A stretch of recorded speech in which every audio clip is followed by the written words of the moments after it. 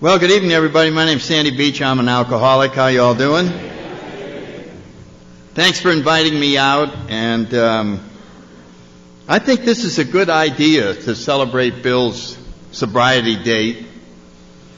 And I like the lineup of people that you have because I'm looking forward to listening to them. They're some of my favorites.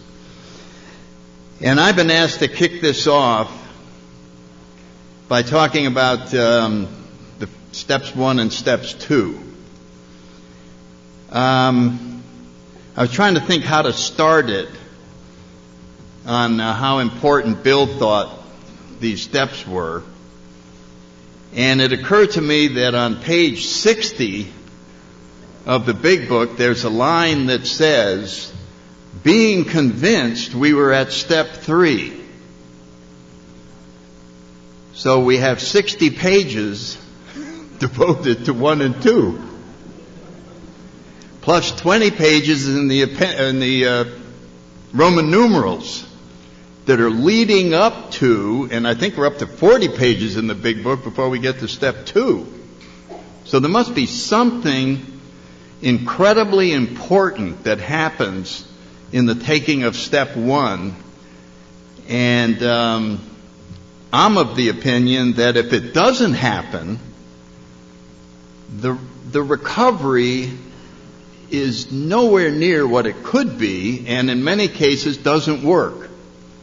And we can look back, coming around 5 years or something, or wondering why people with 3 years have gone by us. We can see how serene they are, and they seem to be getting a much better handle on things.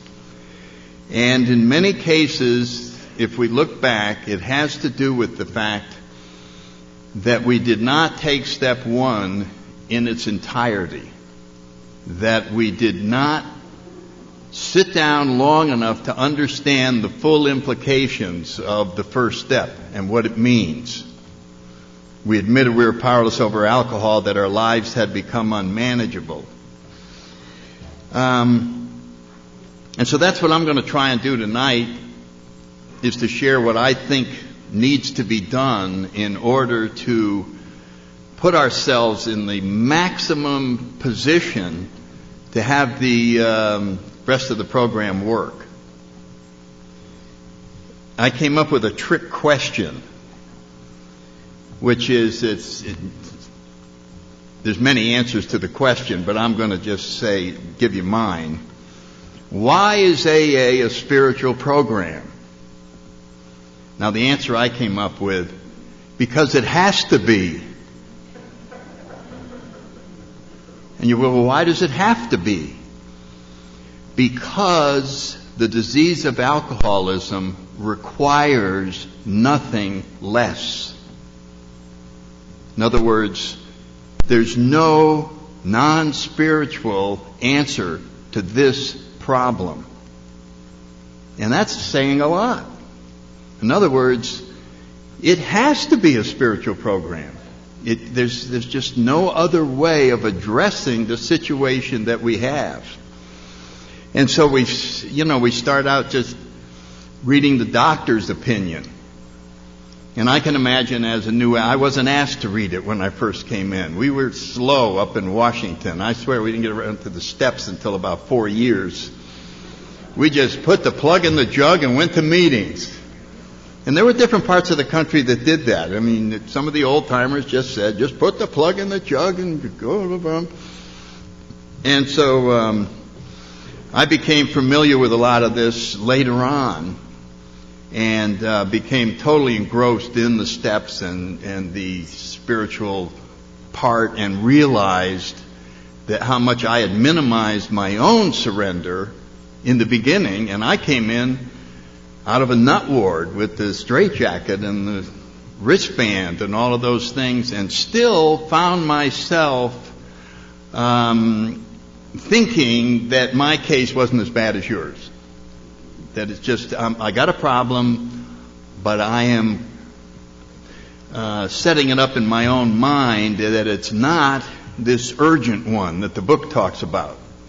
And so in that part in the doctor's opinion where Dr. Silkworth said, nothing less than a complete psychic change will ensure recovery. In other words, it's saying to the new alcoholic, we want you to sit down and think about your situation until you agree that unless you have a complete psychic change, you have no hope of recovery. Now, that's not what a lot of people own up to when we come in. Yeah, I got a little problem with drinking, but I certainly don't need a complete psychic change. That's an overkill for my problem. I need a good home group and a sponsor, and I'll get to meetings, I'll go to conventions, and I'll be fine. I'll be fine. And Tom and I were together not too long ago, and we were talking about nowadays compared to the old days. And in order to make this point, one of us came up with the fact that maybe 60 years ago, in a good-sized city and in every town, there was only one meeting. One meeting a week, and people were staying sober at a higher percentage than people are staying sober today. So you imagine yourself, now how are you going to stay sober on one meeting a week? Well, one thing, you're going to be really looking forward to that meeting. That's going to be one thing that's going on. It's going to be a pretty important event in your life. Well, 2 more days and I'll be at that meeting. And then the second thing is you probably find somebody else who's in that group and maybe meet them for coffee to break up the week. Mostly, you prayed like hell. And prayed and prayed and prayed. And now we have 6 a.m. meetings, 8 a.m. meetings, noon meetings, 4 o'clock meetings, midnight meetings, conventions, clubhouses, CDs, pamphlets on every single thing in the world. We have a support system that is so widespread, you don't have to hardly pray at all.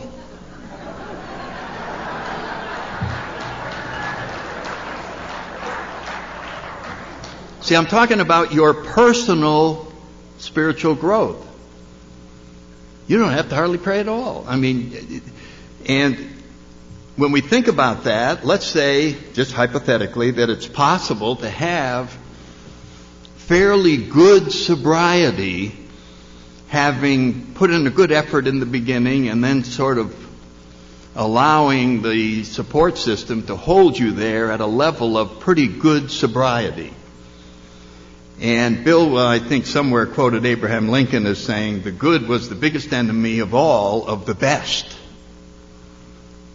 And I think that the point of the program is to experience the best, which is a close relationship with a personal higher power. There's some sentences that make the point that I haven't memorized, and so sometimes I will take a big book or a 12 and 12 out and read what I'm trying to say, and that's because my memory it's getting embarrassing. But one of them is in There Is a Solution. This is the reason these are important things is this is the thinking process or the education process or whatever, the explanation process that ought to go into allowing each one of us to understand the nature of our problem. And it's funny that this is the chapter called There Is a Solution. And when you stop and think about it, a solution has no value unless there's a problem. Who needs a solution if you don't have a problem? So the whole point of this is, how big a problem do we have? And the bigger the problem, the more need there is for a solution. And so it is in the understanding of the magnitude of the problem. And so where Bill writes there is a solution, he gives us a little glimpse of what should happen to each of us. And as I read this, you've all read the big book a million times. This is page 25. See if this is, we could all stand up and say, yep, that's exactly what happened to me. There is a solution almost none of us like: the self-searching, the leveling of our pride, the confession of shortcomings which the process requires for successful consummation. But we saw that it really worked in others, and we had to come to believe in the hopelessness and futility of life as we had been living it. When therefore we were approached by those whom the problem had been solved, there was nothing left for us to do but pick up the simple kit of spiritual tools, laid at our feet. And then, boy, there is no transition. He just goes, we have found much of heaven and have been rocketed into a fourth dimension of existence of which we had not even dreamed. The great fact is just this and nothing less. So this is sort of a summary of what is the essence of what happens to someone who tries this program from the vantage point of powerlessness. The great fact is this and nothing less, that we have had deep and effective spiritual experiences which have revolutionized our whole attitude towards life, towards our fellow, and towards God's universe. The central fact of our lives today is the absolute certainty that our Creator has entered into our hearts and lives in a way which is indeed miraculous. He has commenced to accomplish those things for us which we could never do by ourselves. What a gift that is, to have a very personal experience where we are absolutely certain that our own Creator is now in our hearts and is causing the world to take on an entirely new dimension. As Dr. Silkworth suggested, an entire psychic change. Well, when we hear all this stuff, we just go, whoa. What I want is to get my job back. That's what I want. You say the doctor's opinion says you have to have an entire psychic change. Well, maybe I'll get another opinion. He's not the only doctor in the world. I got dough. I'm going to go around and I'm going to explore. And I'm going to find somewhere a doctor who can show me a non-spiritual solution to alcoholism. And he searches and he searches. Now this is fictitious, just making it up to make a point. And he searches and searches and he finds a guy, and the guy says, yes, I do, and I've seen it work. And I can give you both a short-term solution and a long-term solution.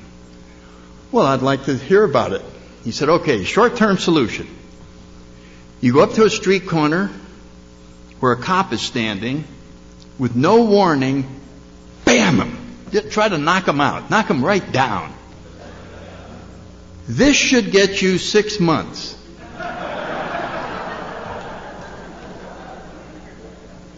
And if you're in the jails in this town, there will be no booze, and you will come out with 6 months sobriety, guaranteed. Now the problem is, after you're out, it won't be long before you're drinking again, and you're going to need another short-term solution. And if you keep repeating this, you can get 6 months, 6 months, 6 months, 6 months, and that's our short-term solution. Well, what about the long-term solution? Kill the cop.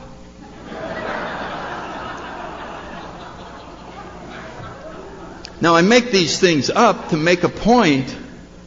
There isn't a non-spiritual solution to this disease. And so now we're back to this Dr. Silkworth, an entire psychic change. We're powerless over this. I mean, it's like we start squirming. We start going, You mean I have to reassess my own assessment of how bad it is? And I can remember my sponsor finally got me to be honest. And he just said, well, tell me about your life. You know, what is it like to be inside of you? And I said, oh, I want to make sure no one's listening. It's awful in here. You won't believe how awful it is in here. I'm afraid all the time. I don't know what the hell's going on. I know people don't like me. I can't decide anything, and I yell at myself all the time. I stay up all night long. I'm sweating. I'm anxious. I'm just going around, you know, and that was happening while I was flying airplanes. It's just, you're a piece of crap. Yeah, I know, but would you let up a little? I'm trying to land on the carrier. Oh, no, you're rotten. You're no good. It's just awful in here. And then, and then I had seizures and blackouts and fitness reports that were terrible. And then I finally had a grand mal seizure, and I've been locked up for 6 months in the nut ward. I've never been so depressed. I'm sick, malnutrition. I lost 50 pounds. And he said, well, you know, if you keep drinking, it's going to get bad. What he was trying to tell me was, your problem is much worse than the one you just described. I'm going, worse. So the point of all of this is to come to grips with the exact nature of being powerless. A lot of times we come up with the idea, and I did. I like to... the person whose opinion I respect the most is mine. I mean, I listen to me when I won't listen to anyone else. I don't know about you all. And I remember coming in here, and my sponsor was trying to have me listen to someone else instead of me, which I thought was preposterous. I know more about me than anyone else in the world. Why would I listen to someone else? And he said, well, they're not in a nut ward. I said, okay, I'll listen to them till I get out. Such is the resistance of our own self-centered ego to listening to anyone else except ourselves. And as we're taking the first step, we have to be led down the road where we're going to rely on everything other than ourselves. As a matter of fact, the entire program is set up so that we rely on everything except ourselves. Self-reliance is gone. Self-sufficiency, Bill writes about that all the time. We have to get rid of that. Well, what's going to take its place? Somewhere in the 12 and 12, I'll be the hole in the donut. Who will I be? And it turns out that we have a problem so serious that we have to put aside the rules and regulations of the material world and start learning the rules and regulations, I don't call them world, the principles of the spiritual side, which is what this entire program is. And since we've spent our entire life being controlled by all of these ideas from the material success, and they're all true. I look back on them, and almost every lesson I was told was true except one. I was told that if I studied hard in school, I would get high grades. If I got high grades, I could get into college. If I studied hard in college, I could graduate very high in my class and I could get a good job. And if I worked hard at the job, I could get promoted. And if I got promoted, I could work hard and be creative, and then I would earn a lot of money. And when I earned a lot of money, then I could get married and have a family and have 2 cars and be respected in the neighborhood and then buy a yacht. And then eventually I'd have a great big house with a large bank account, and all of that was true. But then came the lie. And then you'll be happy. See, happiness does not occur out there, because if we were happy, we wouldn't need to buy any crap. And the whole system would collapse. So we got to keep going. Don't forget, you're unhappy. Buy Adidas. You're unhappy, you're unhappy, you're unhappy. Yeah, I am. What's missing? Whatever it is, Jaguar, money, prestige. So those are the rules, and we played by them, but we did finally find out, but you don't get happy. And then we come over on this side, and we find out what the deal was. And one of the books that Bill mentions in the big book is Varieties of Religious Experience by William James. And I remember trying to read that when I had about a year. If you have about a year, forget it. Don't even go near it. It's too hard. This guy is too smart. He's talking in all different languages. He's quoting people. I mean, he was a great educator, and of course was the father of psychology in the United States. And he didn't write a book. He gave a series of 19 lectures at Edinburgh University in the 1892 or something like that. And they asked him to come over, and all the intellectuals of Europe were going to be there. And they said, would you mind coming over and addressing religion? And he talked to his brother, who was a famous writer, and he said, I've always wanted to think about religion. You know what I mean? It was like the guy that liked to study things. You know, I'm going to study astronomy, I'm going to study this, and I've always wanted to study religion. So that's what he did. He just thought about it and studied, and then he went over and gave these lectures that went on, they were long. And he went on and on to describe what he saw when he studied all of the religions and what has religion contributed to civilization.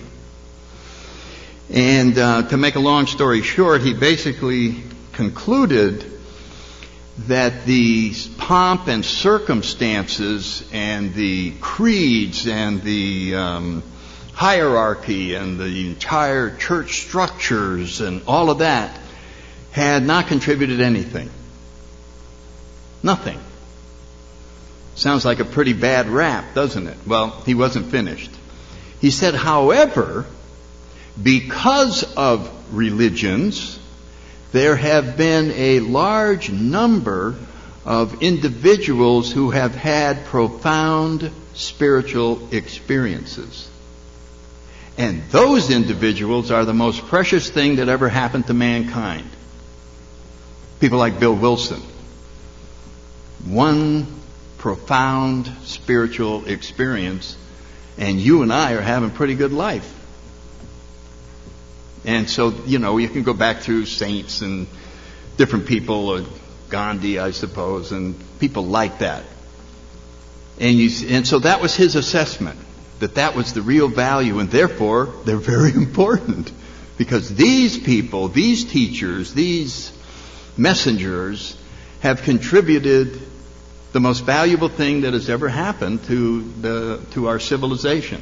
It's just his opinion, but it's an interesting way of looking at things. And then he came up with a wrap-up at the end. And he said, all religions can be described in two-word sentences, the dynamics of all the religions. And the first sentence was, an uneasiness. That was the first, just 2 words, period.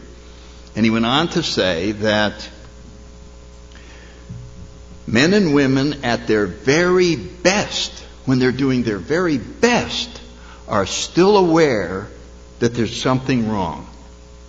They don't know what it is, but they are aware there's something missing, there's something wrong, and they have an uneasy feeling about it. So that was 1. 2, its solution. In other words, that's basically what he said. So the churches are going, you know that uneasiness? Yeah. Come here. We have the answer to it. We have the solution. And so they had identified, or he had identified, that this uneasy feeling was really a spiritual problem. Now, out in the material world, it's not treated as a spiritual problem. I don't know how many diagnoses we make of that particular situation. I don't know, Doc, I just have this feeling there's something missing in my life. I've done all this, and I don't know, I'm feeling a little depressed. I'm feeling a little this. I don't know. Not many of them go, oh, that's the old spiritual uneasiness. You need to find a spiritual program. There aren't many that do that. And so we get many other answers to this because it is a material world, and it would be a rare bird where you had a top-line psychiatrist who would look at this problem and go, I can tell you what it is. You need a spiritual experience. But if we know AA history, we all know of one just like that. When Dr. Young looked at Roland Hazard, a millionaire who came to him because he had experienced everything that the United States had to offer, and unless he could find a way of staying sober, it was pretty clear that he was not going to be the success that his father was, and he was not going to have the wonderful life that his father had, that he would probably end up in a sanitarium. And the consensus was that Carl Jung was probably his last hope, because this was a psychiatrist who had branched out and had a broader perspective than Freud, and had talked in a limited way about spiritual things. And so he went there and spent a year, and Dr. Jung tried to cause the profound personality change, and at the end of the year he told them that he had done everything he can for him. You understand, if you drink again, you'll probably end up in a sin. Oh yeah, I understand all that.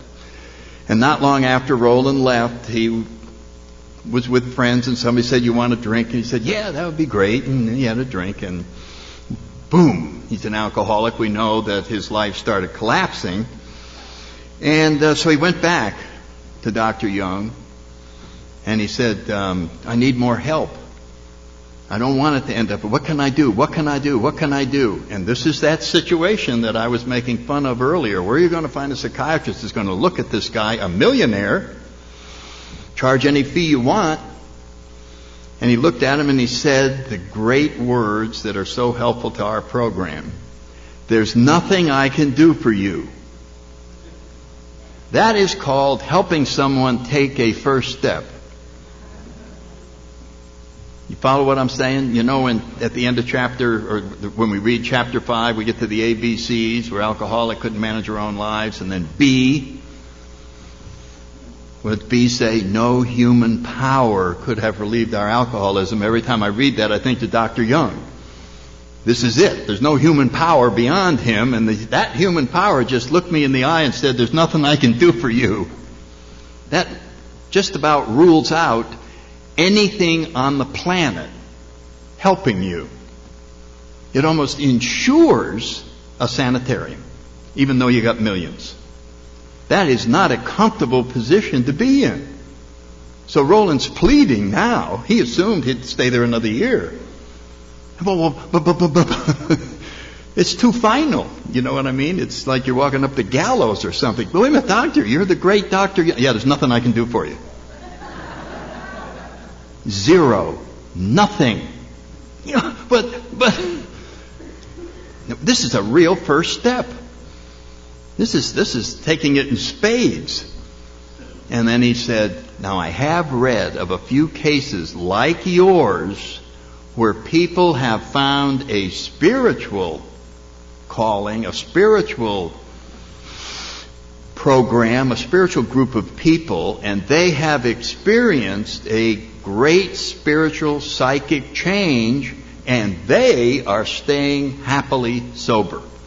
So if I was you, I'd go try and find one of those.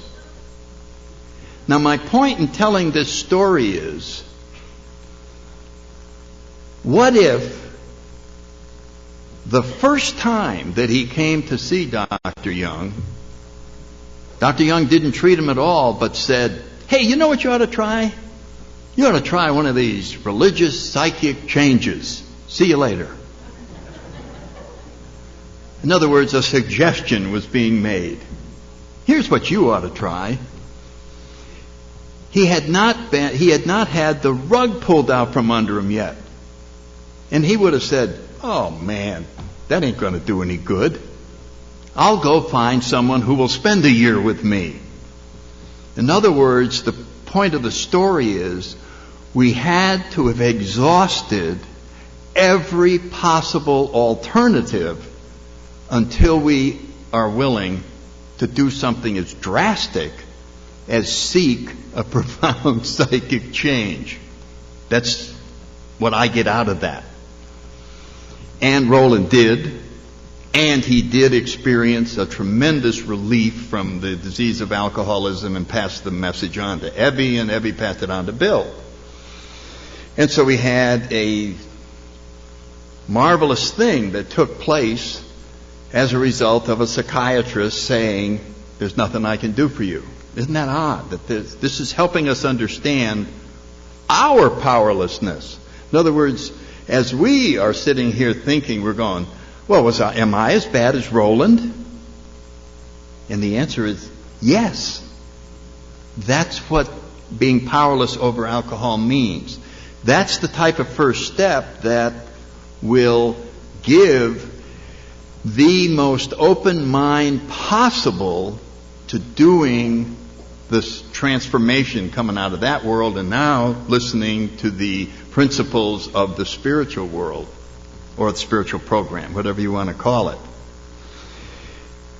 The other thing that Young wrote when he talked to Bill, after Bill wrote him and thanked him for helping him start AA, and he said, "Oh yes, I knew that alcohol was spiritus contrum spiritu, that I knew it was for alcoholics, drinking was a spiritual quest, that they really had a thirst for a spiritual solution and found it in alcohol, and so I saw the connection and I realized that, and yes." And then he just makes a general observation about human beings in general, which I always found interesting. He just is saying, every human being that arrives here has to deal with evil. Now, we would say character defects, but we know what we're talking about. All the things inside of us that don't want us to have it turn out well. You know those things? Yeah, I know you'd like to stay home and be a nice father, but we have other plans. And away we go. We have a power greater than ourselves pulling us off in many directions.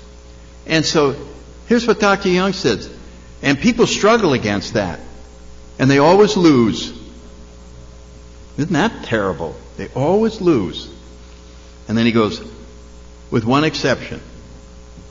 People who have profound spiritual experiences and, actually he says and or, are in a society that helps them maintain that spiritual condition. That sounds a little like Alcoholics Anonymous. It is the maintenance of this spiritual connection that is why the fellowship is so important, is to help us maintain it. Just having it is a life-transforming experience. But I think as Bill had that in the hospital, it was almost like two things occur. You have this monumental new way of seeing things, and at the same time, you have this absolute urge to pass it on. I got to give this to people. I got to give this to people. It's almost like, yes, it's generous that I'm going to go give it to people, but there's also an awareness, if I don't, I'm not going to keep it myself. You see what I'm saying about this psychic change or this spiritual awakening, whatever we want to call it. Bill called it a hot flash. Yeah, I had my hot flash up in the hospital. But we all know what he's talking about. He had something rather enormous happen personally to him in his life, and that constituted his own personal awareness that this was true. It's a funny thing about spirituality because C.S. Lewis is another great writer about spiritual things. And he makes this point that there's only one, for the scientific amongst us, the scientists, and we want proof. We want this and that.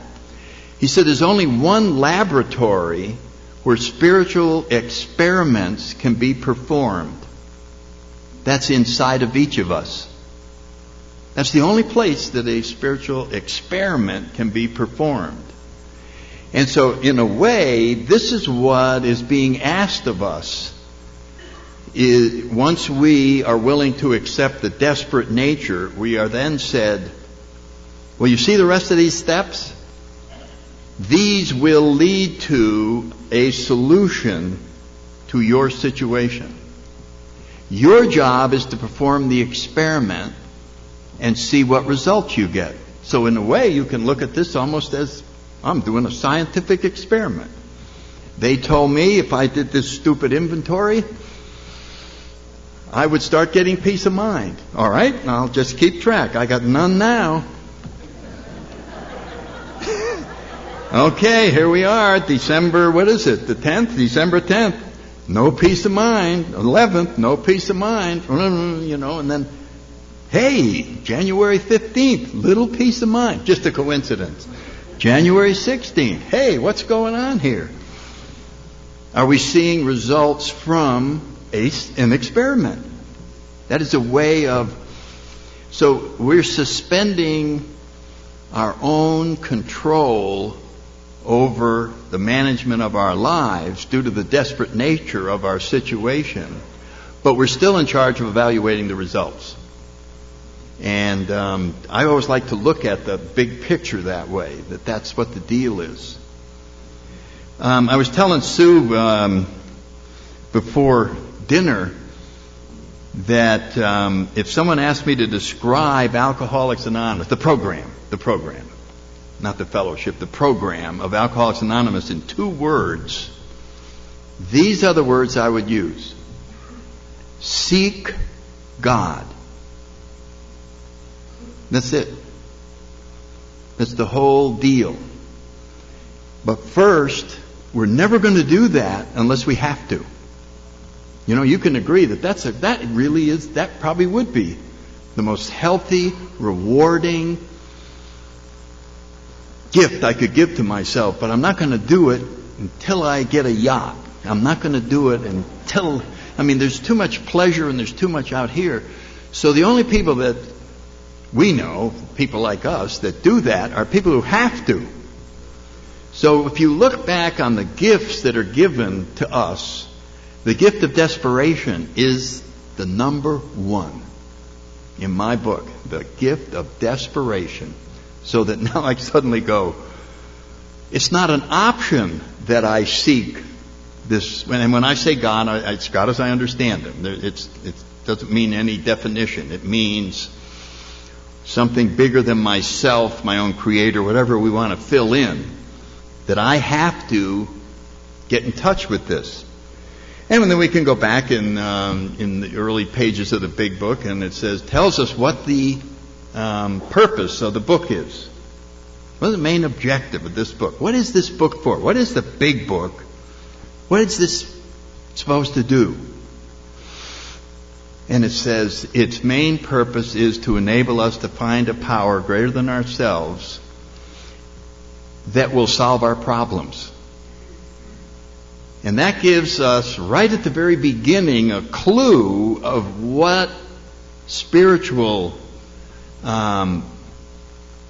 guidelines do. The finding of the power is the solution. That's a very important point to understand. The finding of the power is the solution. We are not given information on how to solve the situation. We simply seek this power, and as we do, problems are removed. There's a big difference between how problems are addressed. They are simply lifted out. I just don't have it. And I think the most classic example is my obsession with alcohol. I mean, you can try to not think about drinking on your own as hard as you want.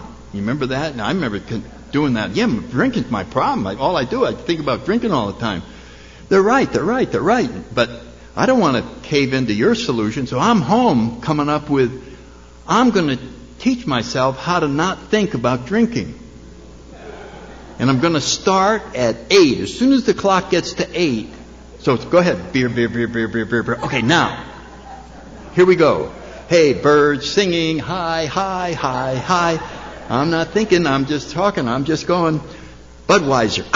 Okay, I'll start over again, and then I'll go. And any of you that have tried it, the harder you try to not think about alcohol, the more you think about it. It's there. Okay, I get off work in 12 minutes. 12 minutes. I can last 12 minutes. I can quiet down there. Okay, we're going to be fine. 8 minutes. We'll be getting a drink. 7. Go. Oh, hold out, guys. We're almost there. No seizure. Come on. Then we go in the bar, and we don't want anybody to know we have this problem. And we go ahead and wait on him. I'm not in a hurry.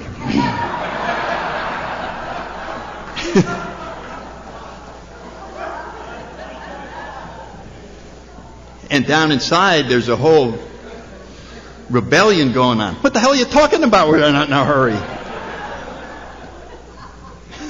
And it's just... So,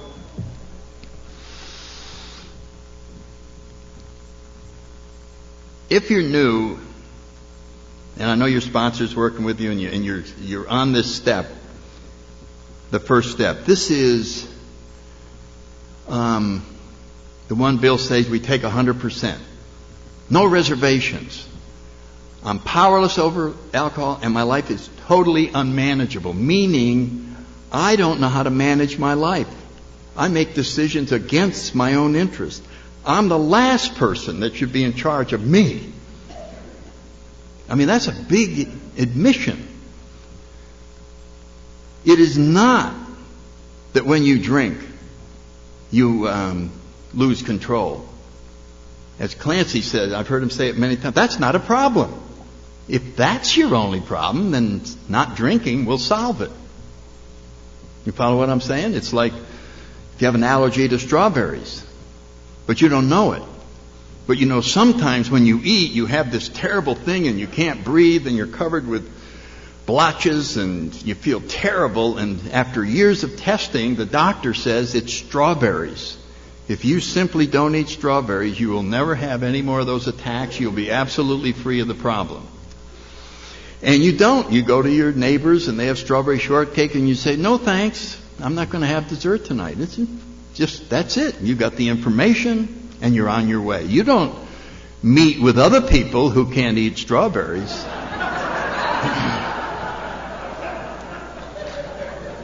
And have a little group in your house.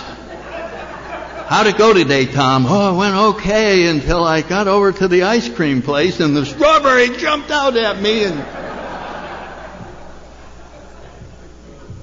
so that's not a problem. The fact that when alcohol comes in the system, it destroys us. That is solved by saying to someone, hey, we figured it out. When you drink, everything goes to hell. Just don't drink. Oh, thank you. God, that's very helpful. Really appreciate it. Problem solved. It's all over now. That's not the problem, because what's going on in your head? You're going ahead. If I don't drink, something's going to happen that I don't think I'm going to like. I'm going to be sober all the time.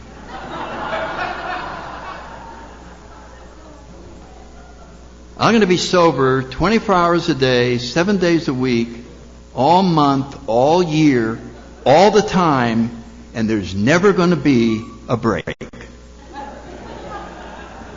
That's what not drinking means to an alcoholic. It's a death sentence. Oh. And then we go, but look, if you drink, and then we can just go, we can just say, look, wait a minute. I know it's going to be hard. But if you do drink, let me show you. I'm going to take you in. I'm going to show you a wet brain. I'm going to show you people in the Midnight Mission. This is what is going to happen. Do you see? Yeah, God. Well, I understand now that I'm an alcoholic. And my soul understands that I'm an alcoholic. Now that's pretty big acceptance. That's pretty big education. I have an understanding of my situation that I never had before. And with this newfound understanding, I'm going to be able to make it. And guess what happens? A month later, we're explaining our situation to our bartender, where we still eat sandwiches. Fred, boy, they told me about alcohol. I can't believe it. Do you know about alcoholism, Fred? Do you realize, were I to have a beer, not only would my liver be shot in 6 months, but my wife will leave me in a week. And my boss said, I'll have a beer. And my boss said, and the bartender watches in absolute astonishment as we explain exactly what's going to happen and drink the beer. So when we say you're powerless over alcohol, we mean when you're sober with no alcohol in your system and you know everything about it. You're still screwed. That doesn't help at all. Is that what you thought your situation was? Or did you think it was a little less than that? Yeah, I got a problem. But I don't have a problem that requires an entire psychic change. Now, why would we be thinking that? Well, guess who loses if you have an entire psychic change? Your ego. Your separate identity. I'm the center of the universe. And it is not going to go down without a fight. And as a matter of fact, it fights all the way through all the steps, trying to get control back and never turn over our entire lives to some invisible power. I mean, that's what's in store if you would buy into this. So we start saying, well, it can't be true. This theory, I can't see a higher power. I can't see that. And that's when we go, and the whole book does that. Oh, no. We don't talk about that stuff. You know who was the first guy to suggest that we don't talk about that stuff? Dr. Silkworth. Bill was running around trying to sober people up by describing the mountaintop experience and how wonderful it was. Guys, you're not going to believe it. Forget the alcohol. You can have an experience like I did. I was on top of the mountain. I saw God Himself. I heard the wind. And when I came out of it a few minutes later, I was free. I was a free man. I'm sitting here. It's the most, wow, it's just great. And nobody was wanting to stop drinking. They'd look at him and go, oh, that happens to me when I drink rum. There's no attraction to the solution without a problem. A solution has no value without a problem. And Silkworth said, Bill, stop talking about that end of the equation. Go to the hopeless nature of the problem. That's how people will come in. And of course, that's what we do to this day. And we have 60 pages plus 20 describing the first two steps. Making sure that when we finish step one, we know in our gut that unless I have a spiritual awakening, I'm not going to make it. Now, make it could mean I'm going to get drunk again and die, or it could mean I'm going to have a mediocre existence, never getting bad enough so I desperately seek this higher power, but rather kind of a limbo place where I'm sober, but I know there's something wrong. I know there's something missing, but it ain't quite bad enough so that I'm willing to do the work. You know what I'm saying? It is whatever. And I think we can all do it and then coast. And it just gets the sense that all things are well and I'm fine. But after a while, this thing has to be maintained. It was almost like if an alcoholic, a practicing alcoholic came and said, God, I had the worst week last week. I just was shaking and hurting and all of that. And you said, well, did you drink? Oh, I forgot. I'm sorry. Thanks. It slipped my mind. Well, that's sort of over here. We're in the spiritual program. We need a spiritual fix every day. And if we don't get it, it's no surprise that we suddenly are restless, irritable, and discontent. Only this is the chance for the ego to jump back in and go, look at what the world's doing to you. It's not me. It's not me. You're maintaining that. You're the spiritual giant, and you're getting all upset. Maybe God doesn't like you. Maybe the spiritual stuff really is a bunch of crap. Have you really thought about it? And boy, you give that guy an audience and a microphone. I don't know what lady it was, but there was a circuit speaker, I don't know, it might have been Sharon, who said, our character defects don't go away, they just go off stage and put on a new costume. And we're there walking along and tap on the shoulder, hi. And I turn and I go, you look a little bit like greed. No, that's that other guy. I'm here to help you be more generous. But in order to be more generous, you got to get a lot more dough. So here's the plan. You got to screw this guy on this one deal only. I know you don't like to lie, but here you're doing it for good. That's how good character defects are. Talk about bait and switch. You don't even know you're being conned by you.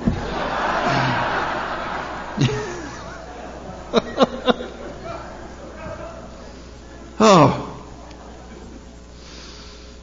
So I guess I'm trying to explore every way I can so that each of us can re-inventory that first step. Did we ever leave some little end there that made some illusion that we could somehow not have to give up all control? Why does it have to be that bad? Why does alcoholism have to be that extreme that I have to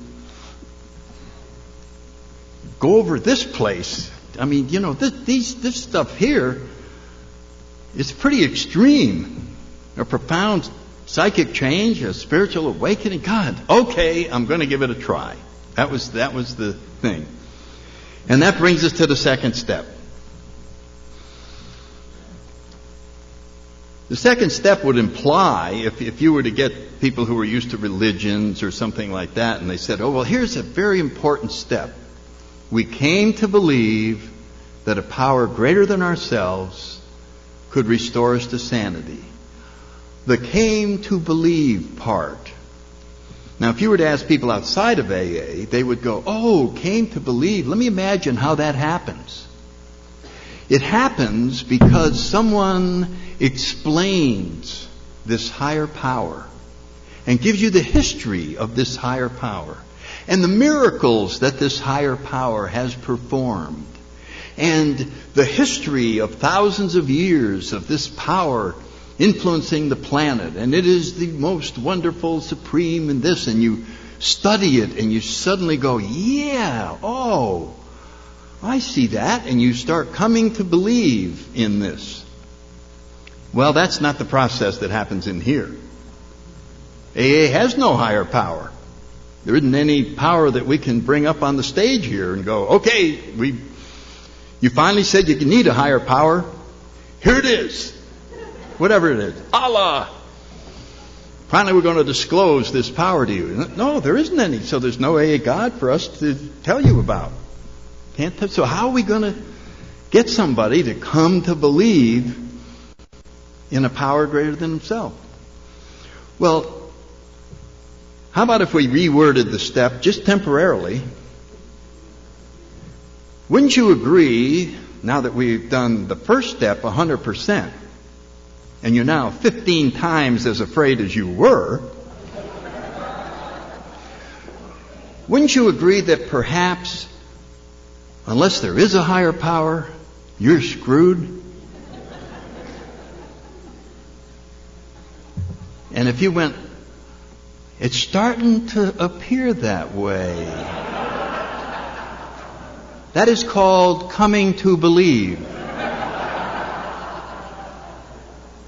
That there really has to be one.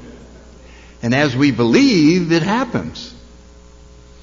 And so we get into that, and it was Jeff was reading it right out of the chapter of the agnostic. It's my favorite comedy routine. I'm sorry if I'm boring you with this again, but it is the great thing in the step 2, the chapter of the agnostic. It says, if when you drink you have little control over the amount you drink, if when you stop you can't stay stopped, okay, that's it. That's all of us. That's the definition of an alcoholic. If that's your situation, you have a disease that only a spiritual experience can conquer. It's just reinforcing step 1. Let me rephrase the problem before we proceed. See the importance of the problem? Just going back to that constantly. Don't forget your problem is this one. It's not, my girlfriend left me. That's not this is the problem. It's a big one. You know what I mean? It would be like you and your girlfriend jump out of a plane, and on the way down she says, I'm leaving you. And you go, hey, we're hitting the ground in about 2 seconds. What the hell difference does it make? You see what I mean? There's a bigger problem than that. Somebody leaving you go, yeah. You have a parachute? So let's not get sidetracked with minor problems and forget the biggie. And so that's what Bill it's almost like we're going to go get you ready for the second step by taking you back to the first step again. And then he says the great Jack Benny line, to be doomed an alcoholic death or to live on a spiritual basis are not easy alternatives to face. I don't know about you, that's pretty funny.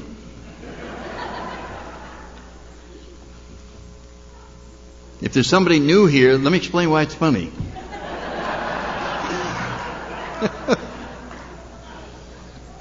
We've finished the first step, and now we're going to have you take your second step up here on the stage.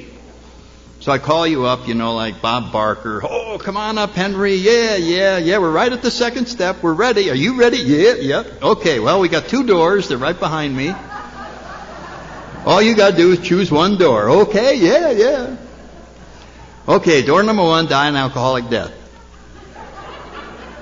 Door number 2, live on a spiritual basis.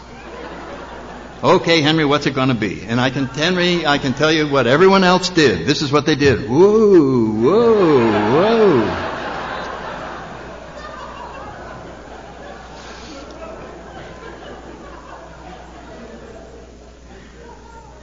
And if you're like others, Henry, you're going to say, do I get a phone call? And you get a phone call, and you'll call a doctor. And you're going to say, Doctor, I have a friend of mine. He's curious. How bad is an alcohol? Oh, God, really? It's that bad. And now you're ready to take step 2. Okay, Bob. I'll take door 2. Came to believe that I have to go through door 2. There's no other door. Bob, is there a third door? No, there's not a third door. Alcoholic death, live on a spiritual basis. Live on a spiritual basis. Well, is there anything that you could do to help me with this, live on a spirit, so I could choose door 2? Yep, we've been unfair to you, Henry. We've just had you at discussion meetings so far. We're going to take you to a speaker meeting. And you can hear what happens to people who go through door number 2. And then you hear a speaker. And you go, holy cow, he hid vodka in the toilet also. He was afraid of everything. He said, oh my God, I can't believe it. That's me up there. What, did you guys tell him my story? And then he's just telling it back because I'm in the audience? I mean, I can't believe that. And then he starts in on how happy he is. And you're looking at him, and it's like he's got a light bulb inside of him somewhere. And it's coming out of his eyes. And he's just describing the world that you live in as a wonderful place. And you look at the world and go, what is he talking about? But I got to admit, I wish I had what he had. Really? Did you say that, Henry? You want what he has? You're on the way. Go through door 2. That's what he has. So we have a program of attraction that takes the place of a big book about the higher power. We have a hands-on experience. What if we wanted to talk about spirituality in 2 different ways? And I don't know where I come up with this stupid analogy, but I like telling it, so I'll keep going. What if they found a tribe? You know how they're always finding tribes that they didn't know existed on the planet? Well, they found this one in a cave system in South America. Totally unaware of modern civilization. Been living in there. There's rivers that go in, bring fish, and animals will come in and they get them, and they get fires, and that's their light. And they just had lived there all their lives. And some anthropologists found them, and they decided to do it differently this time. They're not going to just rush them out and give them a shock. They're going to take maybe 20 years to accustom them to the fact that there is this unbelievable world out there. And they come up with different ways they're going to do it. But one of the things they feel they have to explain and get across to them before they get out is electricity. Because this is such an integral part of everything, and it's invisible, you can't see it. And so they came up with 2 ways they were going to try.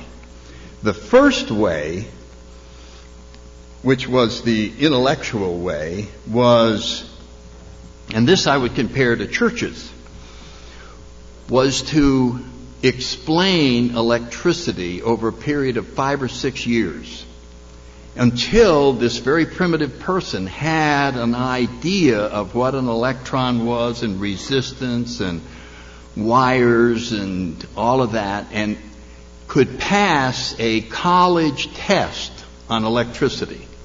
They felt then they had communicated to that person a great deal about electricity. Now that was the one school. The other school said, well, this is what we think. We think we'll set up a generator out there and we'll run a wire in. And then we'll bring a lamp, and we'll say, come over here and watch this. And we'll hook the 2 wires up to the lamp, and then we'll take a bulb and we'll screw it in, and then we'll go click. And they'll get to see light. And they'll go, whoa, whoa, whoa. We won't say a word. And then we'll unscrew the bulb, and we'll tell him to stick his finger in the socket. And he does, and he goes, yo, whoa, whoa. And the question is, which guy knows more about electricity?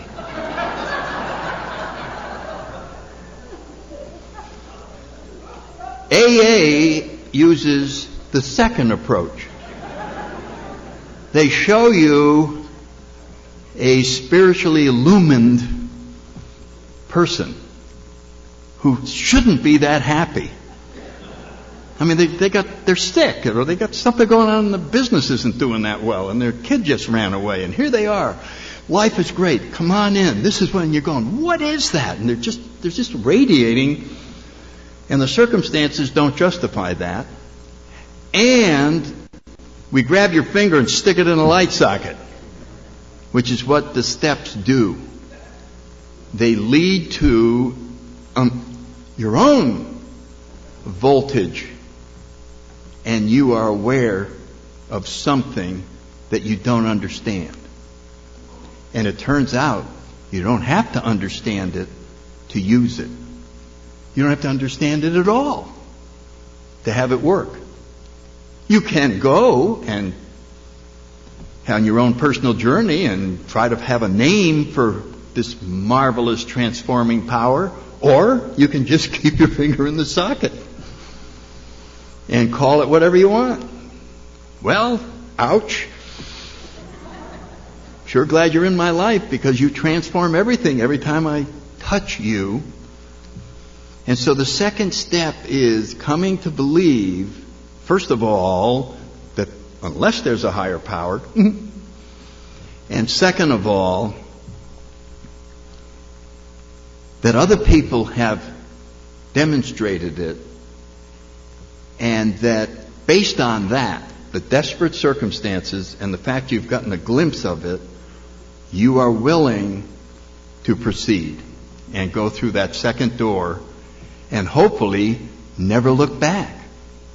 Don't come back and go, oh, I think I'll stay out here. Just continue on that journey.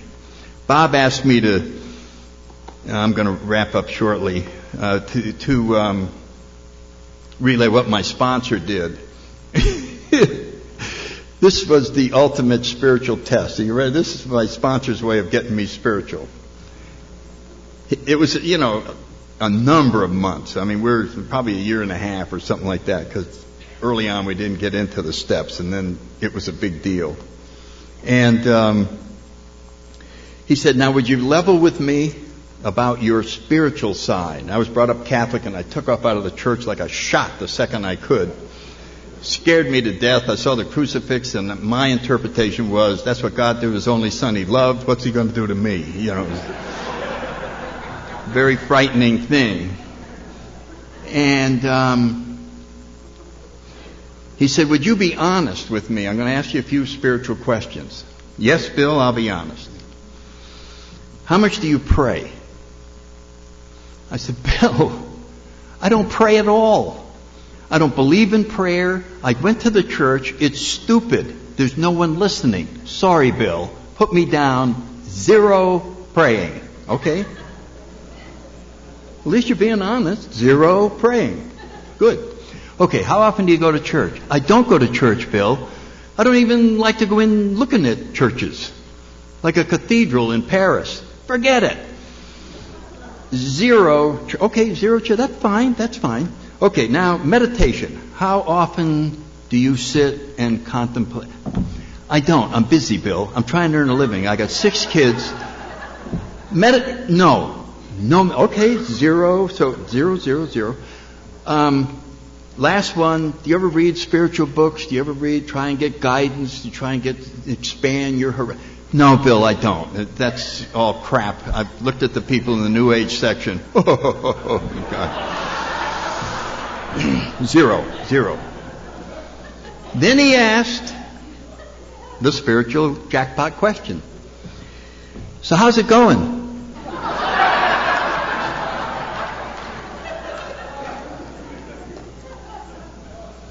You remember the answer? Awful. Okay, 0 prayer, 0 this, 0, 0. Awful. You see a connection?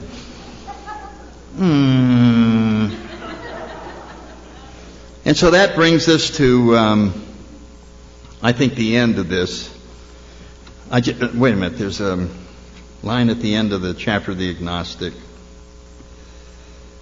And then I'll wrap up. I don't know why I think it's important.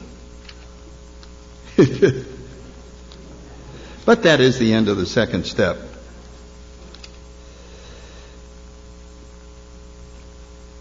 Actually, we were fooling ourselves, for deep down in every man, woman, and child is the fundamental idea of God. It may be obscured by calamity, by pomp, by worship of other things, but in some form or other it is there. For faith in a power greater than ourselves and miraculous demonstrations of that power in human lives are fact as old as man himself. We finally saw that faith in some kind of God was a part of our makeup, just as much as the feeling we have for a friend.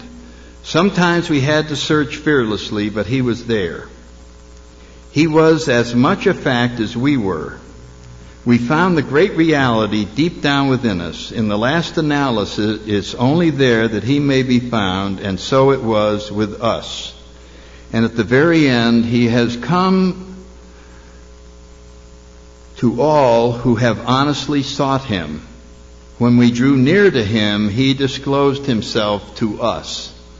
And the last sentence, C, before we get to step 3, God could and would if he were sought. And so I think that the first 2 steps are designed to make seekers out of us, granted out of desperation, but also out of attraction, for the results that the seeking of this unnamed power is visible to our eyes in the meetings and in the lives of our fellow alcoholics. And so in a strange way, the disease of alcoholism has selected us for a very exclusive club of seekers, of people who through no virtue of their own have been gathered together with an opportunity to possibly experience the whole point of being alive, so that it's no longer a mystery. We just go, God, it's so obvious what the whole point is, to be of service. That's it. That's why I'm here. I'm just, God stuck me here. Like Chuck, every time he'd say, we're just God's kids. You go help that kid. And I'll take care of you. And that's what happened. And so I think the point of 1 and 2 is to begin to make us a seeker and to begin the journey, and the rest of the steps show how this seeking is done. Thank you all very much. I appreciate the chance.